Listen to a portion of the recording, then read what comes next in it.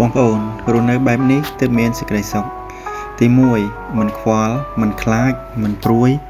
រឿងអ្វីក៏ដោយបើមិនពាក់ព័ន្ធគ្រាន់តែស្ដាប់ចោលទៅបានហើយកុំបាច់និយាយអ្វីទាំងអស់ទី2យើងត្រូវផ្ដោតលើខ្លួនឯងកុំផ្ដោតទៅលើអ្នកដទៃ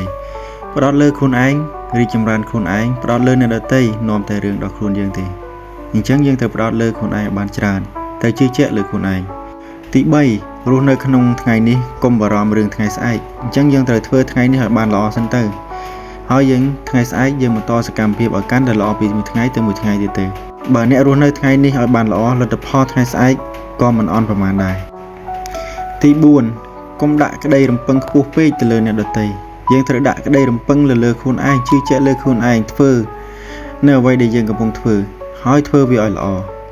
ដាក់សេចក្តីសង្ឃឹមលើខ្លួនឯងប្រសើរជាងដាក់ក្តីសង្ឃឹមទៅលើអ្នកដទៃដែលមិនមែនជាខ្លួនយើងអញ្ចឹងយើងត្រូវជឿជាក់លើខ្លួនយើងត្រូវដាក់ក្តីសង្ឃឹមទៅលើខ្លួនយើងថាយើងអាចធ្វើបានអ្វីក៏ដោយគឺត្រូវមានជំនឿជាក់លើខ្លួនឯងហើយអ្វីក៏ដោយគឺត្រូវទៅធ្វើឲ្យបានអ្នកដទៃធ្វើបានយើងក៏ធ្វើបានដូចគ្នាយើងត្រូវជឿជាក់លើខ្លួនយើង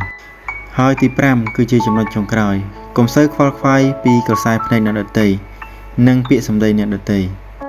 យើងមិនអាចគប់ចិត្តមនុស្សគ្រប់គ្នាបានទេរស់នៅជាមួយខ្លួនឯងឲ្យបានល្អទៅបានហើយ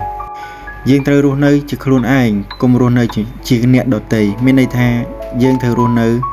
មិនអាស្រ័យលើមាត់អ្នកដទៃព្រោះយើងជាខ្លួនយើងអ្នកដទៃនិយាយអ្វីជារឿងរបស់គេអ្វីដែលសំខាន់គឺខ្លួនយើងត្រូវជឿជាក់លើខ្លួនយើងកុំខ្វល់ពីពាក្យសម្ដីអ្នកដទៃអ្វីដែលយើងធ្វើគឺយើងត្រូវធ្វើឲ្យអស់ពីលទ្ធភាពនិងធ្វើឲ្យបានល្អ